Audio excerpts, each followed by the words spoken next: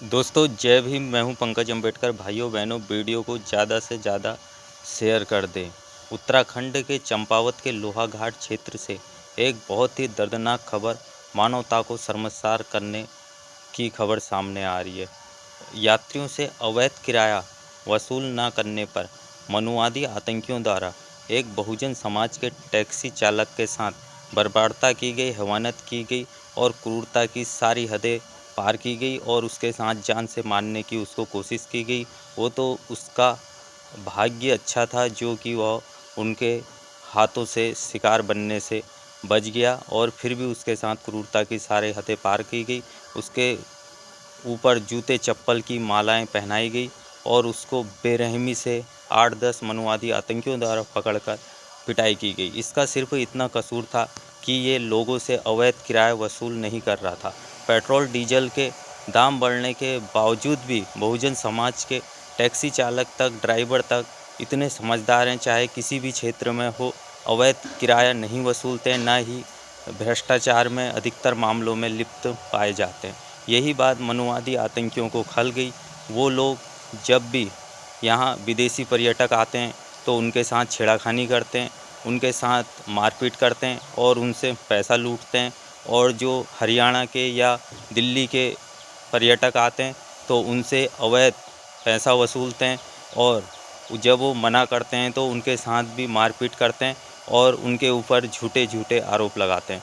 केतन हत्याकांड की आग ठंडी भी नहीं हुई थी और लोहाघाट क्षेत्र में ऐसी घटना को अंजाम दिया गया। लगभग 1 महीने के भीतर कई बहुजन समाज के ऊपर उत्तराखंड से अत्याचार की घटनाएं सामने आ रही है। प्रयागराज में गंगा नदी में नहाने पर पाखंडी पुजारियों द्वारा आतंकवादी द्वारा 2-3 लड़कों की बेरहमी से पिटाई की जा रही है, लाठी डंडों से पीटा जा रहा है। और एक घटना कालाढूंगी क्षेत्र की है कुछ समय पहले की। वहाँ भी मनुवादी आतंकियों द्वारा एक उपनल कर्मचारी की पीट कर हत्या कर दी। वो बिजली विभाग में संविदा के पद पर तैनात था।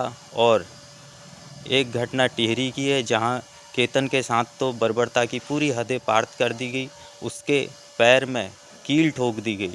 यहां तक कि जितना हो सकता था तालिबानी आतंकियों द्वारा, मनुवादी आतंकियों द्वारा उसके साथ ऐसे ऐसे जघन्य अपराध को अंजाम दिया गया जिसको सुनकर भी लोगों की रूह कांप जाएगी। इससे पूरे उत्तराखंड में दहशत का माहौल है और ये लोग दहशत का माहौल भी बनाना चाहते हैं।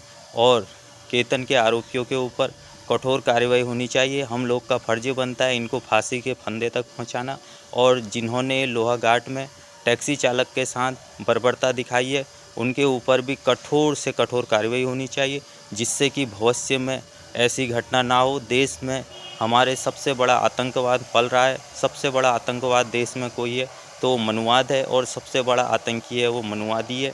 और सबसे बड़ा आतंकवादी गिरोह है तो वो है हिंदू धर्म नामक आतंकी गिरोह।